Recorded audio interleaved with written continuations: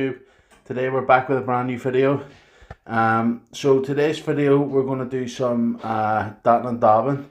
So as you see we've a brick wall here. Basically what we've done, we stripped all the sand and all the sand cement that was an old lame plaster on these walls. They were coming off, so what we've done, the customer wanted us to strip it back to the brick and dab some plasterboard onto the wall, and then obviously we're re-skimming this room. So what we've done is we've stripped it all back, took all the excess crap off the wall, brushed it down so that there was no dust at all on the wall, and then we used a mixture of PVA and water. So we diluted that 3-to-1, 3 water to 1 PVA, and we painted the whole wall with that. It just helps any of the dat and dab compound to stick to the old bricks. As you see here, I'm just getting a tape measure. I'm measuring the width of the board and marking it on the brick. That's just so when I'm applying my dat and dab compound, I know how far to go. It just stops me from getting dat and dab between any joints. So if you get it in the joints, a lot of the times when you're tapping the boards on, it'll be all squidging out from in between, and it's not pleasant having to try to clean it all off and stuff like that. As you see, I've found a few extra wee bits and pieces of sand cement, and I'm just trying to break it off. So once I've done this, then I'm going to apply my dat and dab compound. Everybody has their own way of doing this, but I think there are some building regulations. I think I'm 90% sure that it has to be a solid bead around, so along the bottom, and up either side of the board, and then across the top of the board, and that's just to stop, I think, fire spreading. I think that is the reason for it. So as you see, I'm just going to start putting it on. I get myself a line of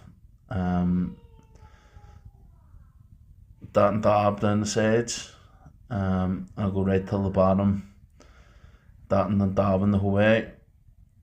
This stuff, you sort of want to mix it up pretty tight, just to save it from slipping and sliding all over the place.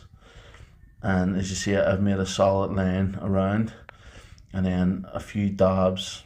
I do usually 8 dabs in the middle, and as you see, the size of this wall is actually slightly taller than our board, so I haven't put a solid bead across the top. I'm going to do that once we're putting the last week cutting the board on. As you see, we've set in a couple of bits of plasterboard on the bottom of the wall there, and that's just to keep the board up off the ground. You especially need to do it.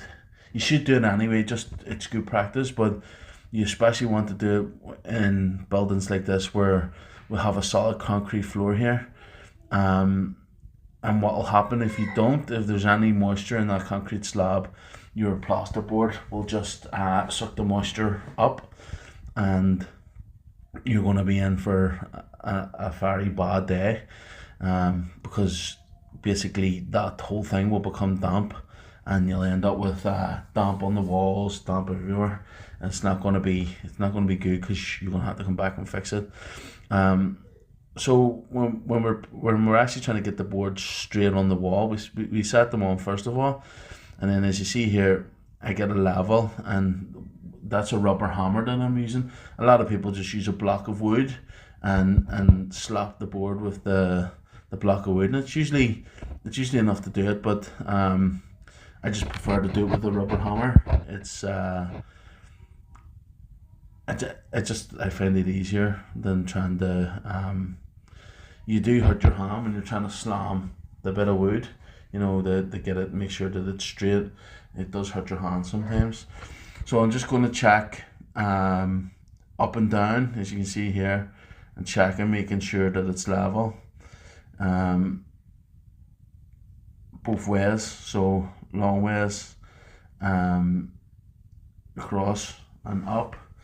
And it's very important that you get this first board right, because if you were doing a big round of a wall, you know, like a big massive wall where you're putting 4 or 5 boards, if this one's not sitting straight, all the rest will be just slightly out the whole way across. As you see again there, I'm just measuring to see where my board's going to go, and then we'll run out here and get a bit of plasterboard from the van. Yeah, there's none of these walls that are straight in this house. It's an old pre-war house, and just absolutely everything is completely out of shape, including the ceiling. Like the ceiling that we put on, I think you've seen a video of us stripping this ceiling, and we reboarded it, and we're gonna we're going to reskim, and when we reskim it, we're going to have to bond it because it is so badly out of shape. Yeah, so we're just going to put a bead again the whole way around, and then a few dabs in the middle just to make sure we're holding the board correctly. Also, the floor in this property, it was all sorts of shapes. It was like a quarter of a bubble out of level. Whoever laid the concrete floor or the screed floor, whatever it is, it wasn't done right. So you'll see when we put our next bit of plasterboard on here, it's going to be a different level.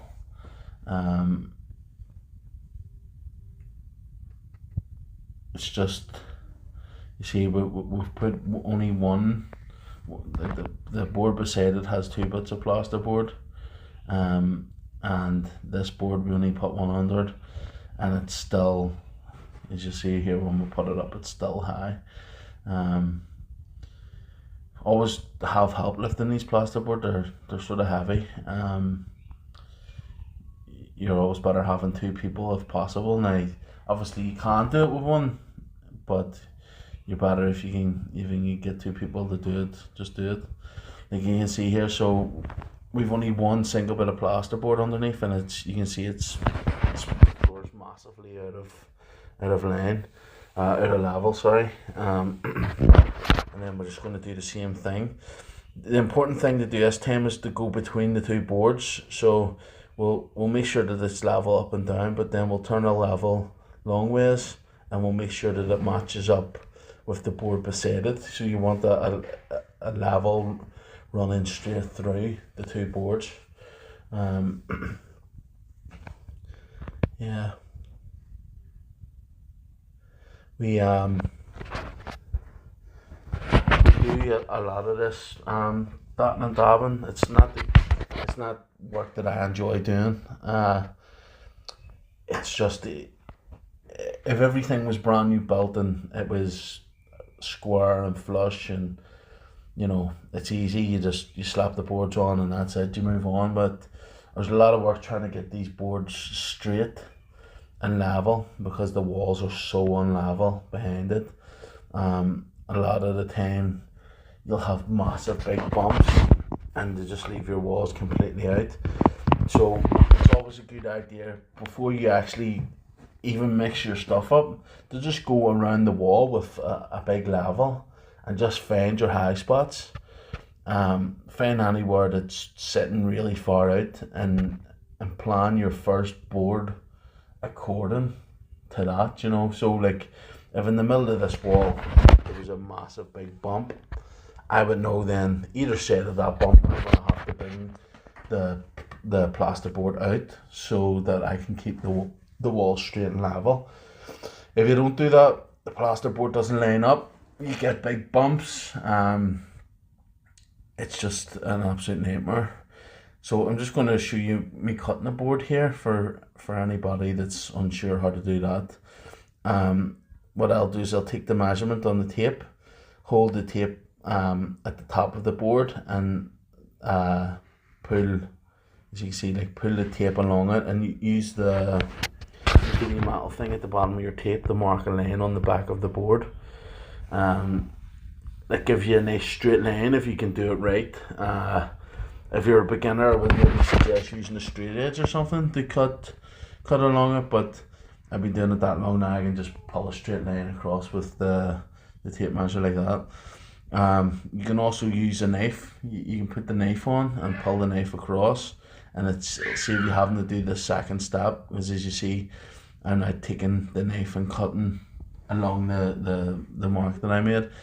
I prefer to do it this way, because I find it not very difficult, but it is more awkward to put your knife in between the metal bit of your tape and your finger and then pull a straight line. I find it more difficult, so I just do it this way.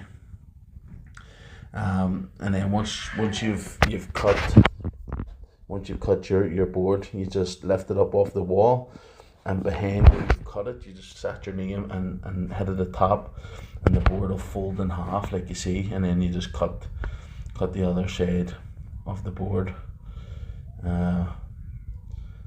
That's the way I find the easiest to do it. Everybody's different, you know.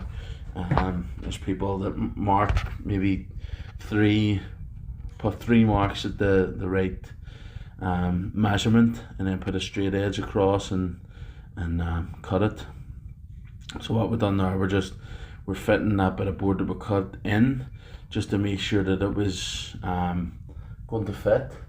And then we're going to take our dot and dab compound, and we're just going to apply it.